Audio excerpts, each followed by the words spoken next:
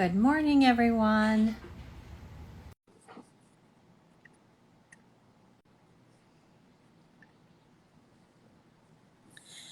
Hi. Hello. It's Good so good to see you again. to see you. The lives always get me. I'm like, okay, I requested. I think I'm here. I know, right? I know. So, welcome. I am Sorry, I'm just Dr. like prancing. No, yeah, fix the hair, fix the hair. Welcome, everyone. I'm Dr. Jane Mendez. I'm Maven's medical director, and I'm joined today by Nicole Woodcox-Bolden. And we are going to have a great Instagram Live today. I'm going to give you a little intro, if that's okay. Yeah. Yeah. So Nicole is a licensed clinical social worker and a postpartum doula, my fave, who specializes in mental health for the postpartum period as well as for new parents. She's the founder of Thriving with Baby, a parenting support community, and she's based out of Chicago, Illinois. Anything you want to add, Nicole? Well, I've also started a venture called Dash Health with my husband, and that's going to be focusing on like the coaching side and a lot more groups because we're realizing if 2020 taught us anything, community was super important to everyone. And Oh my so gosh. we're really So trying to fill that need. is that up and running? Do you have a website people can go to? We do. It is www.my-health.com. Wonderful. Wonderful. So we wanted to have you on this week, of course, because it is Black Maternal Health Week. And so we're thinking a lot about the barriers for Black women in their maternity journeys, as well as the solutions. We always want to focus on how we can make it better, not just present statistics. Having said that, I know that we might get into a little bit some of the increased barriers that Black women have. But let's start out just by giving our audience an understanding of what drew you to this work and what is your particular practice and focus area. Yes, so I've been in the field of social services for over 15 years at this point, and I did a lot of community work. I'd worked with young people in schools, residential, community. I did worked with survivors of trafficking, but then I got pregnant and had my first child. And so I was still doing this work and dealing with my own pregnancy. And yeah, I had a baby, and I had a very traumatic birth. And I went through some postpartum anxiety and depression, and I went to try to seek services, and it wasn't the services that were very helpful. And so I saw there was a need, and I said, hey, I don't want anyone else to feel the same way that I felt. And so I decided to specialize. I started researching, and it was like, okay, how can I help more people so they don't feel the same way I did? And Yeah. I knew how to navigate the field. I knew how to look for a provider. I knew what signs to look for, and it was still hard for me to find good care. Yeah. Well, you brought up a point that I want to find your thoughts about, and that is that I feel like the healthcare system as it exists right now imagines that every woman uh, comes to seek care, and whether it's a pregnancy journey or something else in the healthcare system as it's designed now does not account for her trauma. Yeah. And, I was really pleased that the American College of OBGYN just released a committee opinion on how to talk to patients about trauma. And that trauma could be trauma, it could be an ACE, it could be an adverse childhood experience, but it also could be their experience within the healthcare system itself. Mhm. And I wonder, how do you think about transforming the healthcare that we provide to women so that it acknowledges, maybe obviously putting the patient at the center and not requiring them to talk about things they might not want to talk about, but if they do need to process some trauma before they can access the care, how are you thinking about that, and what kinds of changes, structural or personal, should we be making? I think there needs to be a big emphasis on not just understanding our biases and statistics and things like that. Like, that's all important. But even just based off my own experience, just teaching practitioners of all fields, like how to really listen for what your client is really trying to tell you. Yeah. Because even for my own life, so second pregnancy, I was trying to find another midwife group and did my research, and I thought I found the midwife group of my dreams, and they just wasn't hearing me. Mm. It actually took an older white gynecologist to actually say, "Oh man, it sounds like your first birth was traumatic. Tell me about it." Yeah. Because he actually heard me. He actually heard me, and that made me feel so comfortable, and we were able to come up with a plan of what to do so that we both feel comfortable. No one listened. They thought because they knew the stats that they had Black patients before that they knew what I needed, but they never listened to my story or what I had to say. Yeah. Yeah. Well, that was my experience too. I actually decided to become a doctor in an emergency room where I was bleeding to death internally, and I decided that I wanted to be the woman who took care of me that night. She was she was actually a resident. She was a trainer in training. But you hit the nail on the head, because the thing that mattered more than anything else, yes, she saved my life technically with the surgery, but the thing that mattered more than anything else was that she listened to me. Yeah. Yeah, like there's so many other things to go into it, but first, if we're not listening, how can we even apply those higher level things? You can't Yeah. apply it if you're not listening. You don't know what the true need is. Yeah. Yeah. We need to have, how do you do that? How do you create curriculum around you need to listen? Yeah. Well, I mean, I think that's what, when you think of culturally humble care is just not doing the research, being informed, but not just applying that thinking like, oh, now I know what this person needs. Yeah. Just take a step back and be like, tell me what your fears are, what your expectations are, and Yeah. being willing to even be questioned. Yeah. Like, I've heard of people getting kicked out of practices because they questioned their provider. And it wasn't because they didn't trust them, they were scared.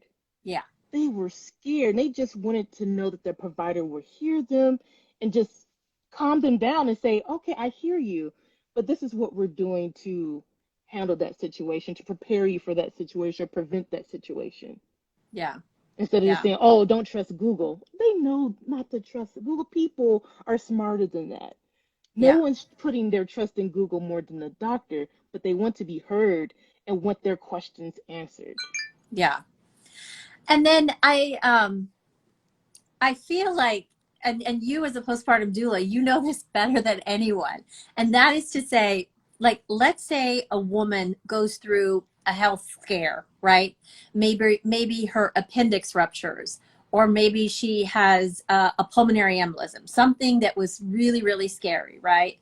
And we think about how when something happens to our health, our community comes in around us, whether it's our parents or our sisters or our aunties or our friends, and they lift us up and they hold us through that scary journey. Now, in birth, when it happens in birth, you go through potentially a very scary journey, and then all of a sudden, the community is focused on the baby, and you get lost. Yeah. How do you help women navigate that? Because in a way, like, when they actually need to be healing as well, they need the emotional salve. The community is focused on the baby. How do you help women there? Well, on the preventive side, I really encourage people to set up um, to-do list instructions on how they can be helped in the postpartum, because a lot of times, especially if it's your first child, you assume that your community knows how to help you. Mm. And so then you have all these unmet expectations because you assumed they knew what you needed, but they really didn't. They just wanted to Yeah. hold the baby.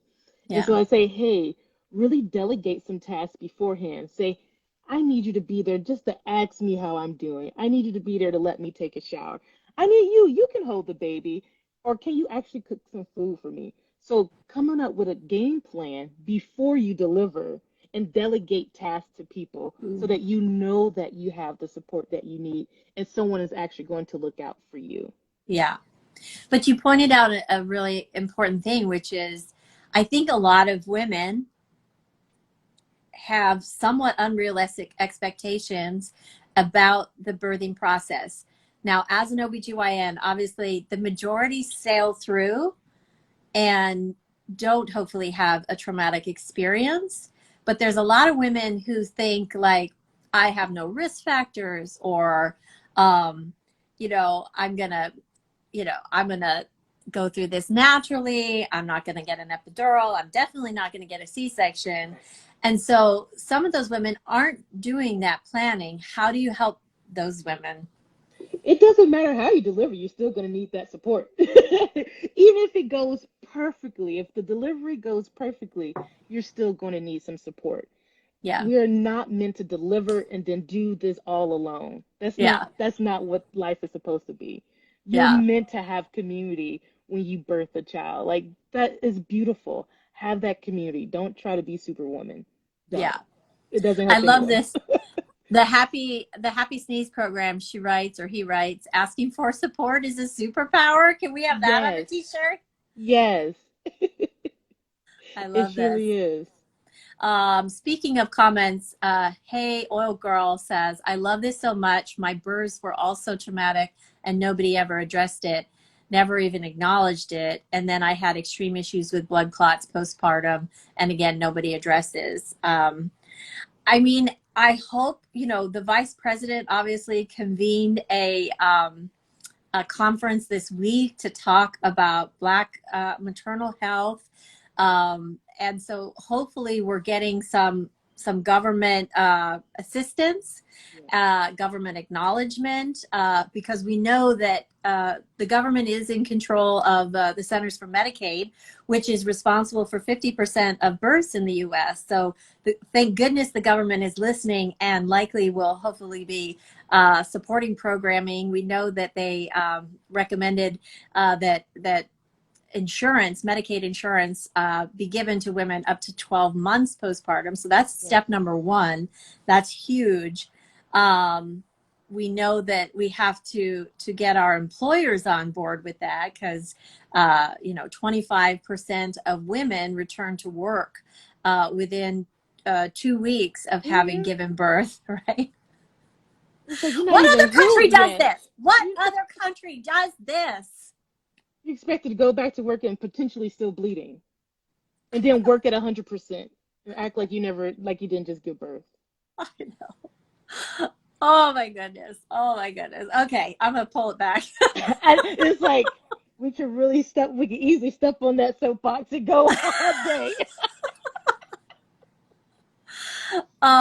Okay, here's the question that came in. For individual patients who might feel naturally afraid about their own experience and then hearing about the Black maternity crisis, how can patients ensure they feel confident with their healthcare providers in pregnancy and postpartum? And you kind of already addressed this, right, with your own experience. Yeah.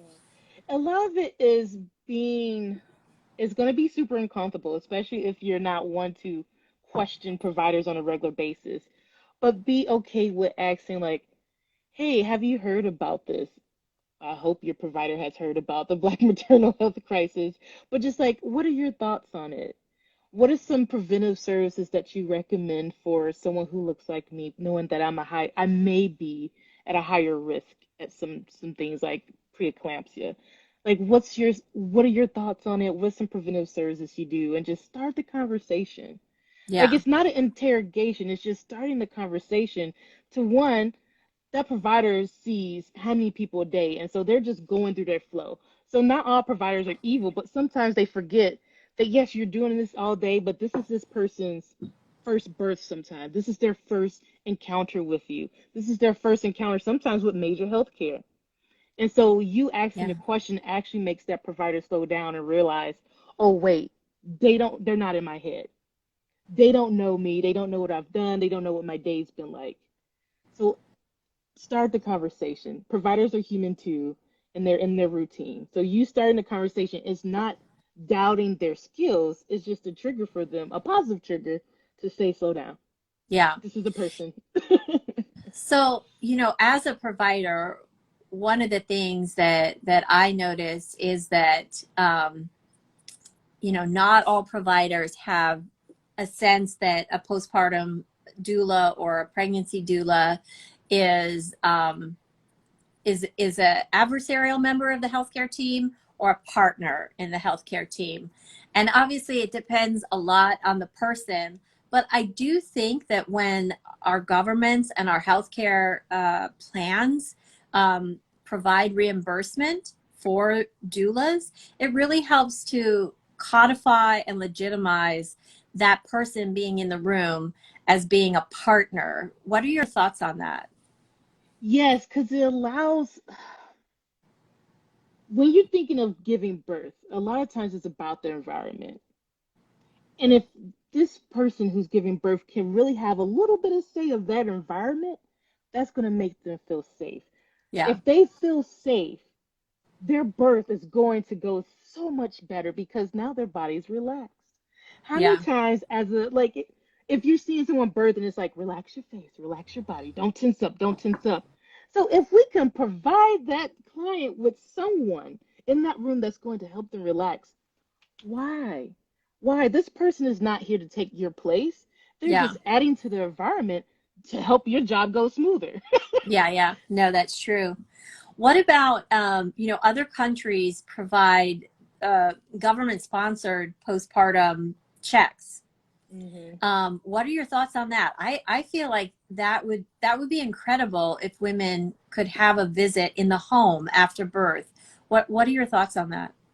That will help catch so many things because one, if you have someone who's coming multiple times into this person's home, they're building trust. Hmm. And some things are gonna get caught quicker. Again, using my own experience because I know I'm okay with sharing my business. When I went for my postpartum check, I completely lied on the forms. Of course, I knew how to score the forms, but I didn't trust the provider. So I was just like, I'm perfect. We're good. Okay, let me go about my way. But Yeah. if you have someone coming in that home multiple times, even if the client is lying, they're going to look at them and say, are you sure? Are you really okay? Yeah. Okay. They're going to be able to pick up on things so much faster. Or even when it comes to like preeclampsia after they leave, I think it's called help. If no one's checking on this person to 6 weeks later, Yeah. how are you catching these things that can really cause someone to die? Yeah. Yeah. No, I thought, what when you were talking, what came to my mind as a visual image was, that interview where Meghan Markle was like, "Yeah, no, I'm not okay. Yeah, yeah. Thank you for asking." Right, because you can only put up the facade so long, especially in the postpartum days. Like you can smile for a few hours, but if somebody's in your face, eventually your facade's gonna go down and they're gonna catch you and you're gonna be like, oh, did you just start crying? Did Yeah. you couldn't let the baby nap? Like they're gonna pick up on the things like, why are you hovering over the bassinet? Let the baby sleep. Or put the Yeah. baby down. The baby is asleep. Put the baby down. You're okay. Go to the bathroom. Have you Yeah. had some water? Are you eating? Have you eaten? Wait, you haven't eaten today. Yeah. They can catch up on the little things that no Yeah. one else will be able to figure out if they're just asking them at a 6 week appointment. Yeah. Well, I feel like it comes back to this, we've seen through the pandemic the numbers, the sheer numbers of women who are doing more, the nation's emotional work, right? The caregiving that is uncompensated, unacknowledged, and with very little structural or institutional support, right? Um, I I'm just flabbergasted when I see the sheer number of hours that were just in the column of, because you're a woman, this Mm-hmm. is this is what is expected of you by society. With, again, no financial support, very little emotional support. Sometimes, like, women going home without even knowing who to call. I discharged a patient yesterday morning, and I'm thinking to myself, now this is a woman that needs to be held. She needs to be held tightly by her community. And yet, as the OBGYN who wrote the discharge, I recognized that the system was not there. There was no safety net. Do you feel like we have learned our lesson from the pandemic? Yeah, what are your thoughts? Our country is very quick to forget things. I mean, like this isn't the first pandemic that our country has had. Like this isn't new. And women have been giving birth since the beginning of time. Why are we now like people hear what they want to hear. They fix what they're comfortable with fixing. That's right. That's right. So it's not even a thing of ignorance sometimes. Sometimes people have just been sheltered and it's like, oh, you just haven't been exposed. But a lot of times we're asking people to change something that doesn't impact them. So in their minds it's not broken. So Yeah. why are they gonna they're not gonna have a sense of urgency because Yeah. it's not directly impacting them. And Yeah. that's the sad thing. Yeah. That's why we need to elect more women. Yes, we need more people making decisions who this actually impacts because they're going to have the passion, they're going to have the urgency to get things done because they know this could have been them. This could be their family member. Yeah. But if we have a bunch of people making decisions where it doesn't impact them, change is going to be slow to come. Yeah. Tell me, I want to hear about your solution. I know that a woman might not always know which practitioner to reach out to. She might not know that virtual practitioners are available on a platform like Maven. But tell me a little bit about what the role of community is, peer support, and how you're facilitating that. Yeah, so I'm going to use Chicago example. There's a beautiful thing happening in Chicago. There's doula organizations, midwives, all Black women who are coming together, and we have created this beautiful referral source where the women who go through this network have care from the beginning, before why they just even think about getting pregnant, when they're pregnant, and then after. Like there's a beautiful network where they feel the trust because they have experienced relationship with these people before it was go time.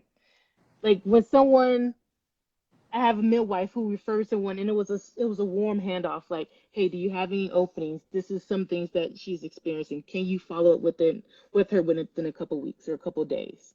And it was like, yeah. And the client was like, so and so referred me to you.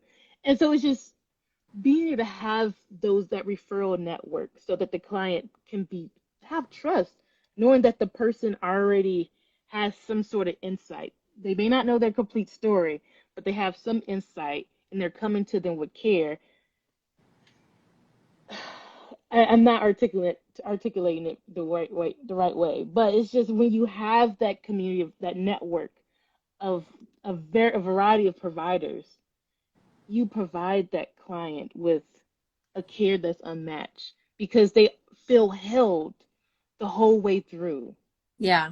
They feel held, they feel heard, and they feel seen the whole way through. They don't have to And go through these gaps of times like, where do I go now? We yeah. got you, we held you. Go this, we just like give you the nudge, like, here's where this could be helpful for you here. Go Yeah. there. And how do you find women come to you? How do they hear about you? Right now, it's mostly referrals through various networks in Chicago. So a lot of soft handoffs. Okay. It's not like they could do a Google search and find you that way? They can, but I am pretty booked because of a lot of the referrals. And because of those referrals, I can easily, if it's someone who say they just need a couple weeks of just make sure they're okay, I can figure out space in my calendar. Like, okay, if this is something short term, I just need to check in on you, then I could bring you in. Versus if you do a Google search and you find me, if I have the space, I'll let you know and I'll communicate with you. But I'm at the point now where I don't just have a lot of open slots. Yeah. So like I Now, do have my website. I am on Maven, but a lot of referrals at this point. Well, give us that website again for those that might have joined later. So my main website is Thriving with Baby, so www.thrivingwithbaby.com or my-health.com. Okay. Um, and then are you participating at all in training or mentoring the next generation of providers like you? I am actually. I recently started the circle of mentorship. It's really small at this point because there's so much going on in the world. I'm being mindful of my own capacity. And so it's just a small group of women of mentorship that we're doing. I do have hopes of growing it to something larger so that we can impact more younger practitioners. Yeah, yeah. I feel like, I feel like there's probably a lot of women out there who are like you, where they had an experience and it changed them. And they might obviously have to go get a degree if they want a LCSW or if they want. But tell us a little bit about the training or entry to become a doula. Can you talk about that? Yes, so I always, and this was my own journey, but I really encourage people to get connected with their community doula agencies. So in Chicago, we have Chicago Volunteer Doulas. So even if you're just thinking about it, find your local volunteer doula program and get connected. There's tons of ways you can just get immersed in the community even before you've had that training. And if Yeah, you do get involved with them, they could provide scholarships for your training as well. So yeah, find your local volunteer doula program if you're fortunate enough to have a volunteer doula program around you. If not, some for-profit doula agencies are very welcoming as well. And you can okay, just try to get connected with them that way too. yeah. Do you see the number of people interested in becoming a doula? Is it rising? It is. It is. Because Yeah. being a doula isn't new. I think just the commercialization of it, I guess it was called, the awareness of it is growing, but it's not a Yeah. new concept. Yeah. And so if you wanted to become a doula, you could go out on your own, form an LLC, or can you join a group? You can join a group. There's tons of doula practices at this point. And that's usually the best way to get started because you have a backup. You have someone that you can shadow. You have someone who's helping you pick up on some of those skills that you really only learn through experience. But you have the safety net of a group Yeah. to help you with that. And what doula or doulas or groups of doulas, like who's your inspiration? Who do you reach out to when you like want to feel like connected to your mentors? Yeah. So I saw one just join now, Peace for Doula. She is awesome. Miss Tunisia. She's amazing. She's in the Chicago suburbs, the western suburbs, and she's a massage therapist and a doula. And so she just brings a wealth of knowledge and she's amazing. Chicago Birthworks, if you have not checked them out, even if you're in another city or state, look at Chicago Birthworks. They're doing some amazing thing in the community. They have figured out how to give care packages to women. Like they're truly building a community. It's amazing. There's other ones, but of course I'm Chicago girl, so I'm very partial to my Chicago people. Of course, of course, of But course. yeah, so Peaceful Doula, she's on here, and then like Chicago Birthworks, they're amazing. They're amazing. Chicago Nurse Midwife, she's amazing. She's on Instagram as well. These are some amazing women doing some great things for the community. And they're helping, one last little thing, they're helping women also understand the preventative care. Because yes, listening is a big thing, but also knowing that there's preventative services around, especially for like the Black community, getting connected with a hematologist. Like I had never even thought about a hematologist because there's high risk of anemia and hemorrhaging. Do preventative service. See a hematologist to get some risk factors, checked out before you go into delivery, before you Yeah. get pregnant. And so, if you're aware of these things, you can really have the education you need to have a more successful birth and even empower your provider to take some actions during the delivery process to protect you. I love that. My last question is if we have someone who's interested in making a donation, what is a good nonprofit to support this work? Chicago Volunteer Doulas or Chicago Birthworks, they're doing some amazing things in the Okay. Chicagoland area. And of course, for national organizations, Sister Song, Black Mamas Matter. Who else do you love? Shades of Blue Project. They're out of Texas, but they do a lot of things nationwide. Postpartum Support International, they're doing some good things. I'm like, who else? Who else? There's so many in my head. I know. That's okay. Well, thank you for being here, Nicole. And I just want to give a shout out if anyone listening wants to make an appointment with you. You're on the Maven platform, and obviously they can reach out to you on your website as well. And I just want to lift you up, hold you up. It's been a traumatic week for Black people and Black mothers. So space and love, and thank you for being here. Thank you. Thank you.